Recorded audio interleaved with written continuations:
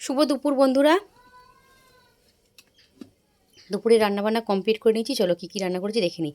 আজকে যেহেতু রবিবার, তা তো একটু রান্না স্পেশাল হবে। কি বানিয়েছি চলো দেখে নিই। ভাত বানিয়েছি, ভাতটা না সকালবেলায় বানিয়ে নিয়েছিলাম, সকালের আর দুপুরের জন্য। আর তার সাথে বানিয়েছি বাবুর এই যে ভীষণ পছন্দের করলা, বেগুন, পেঁয়াজ একসঙ্গে ভাজা করেছি। আর তার সাথে শসা আর লেবু কেটে নিয়েছি। আর রবিবার মানেই তো জানো চিকেন, তাই বেশি কিছু করিনি, আলু দিয়ে চিকেনটা করে নিয়েছি। একদম মানে বেশ ঝোলও করিনি আর কষা কষা করেছি একদম। আর তার সাথে কালকে রাত্রিরে একটু পায়েস বানিয়েছিলাম।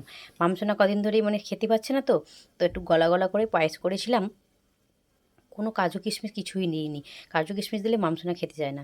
তো সেই পায়েসটাই একটু ছিল, সেটাও নিয়ে নিয়েছি। এটাই হচ্ছে দুপুরের খাওয়া দাওয়া হবে। আর চলো বন্ধুরা, খাওয়া দাওয়া কমপ্লিট করি, পরে কথা হবে।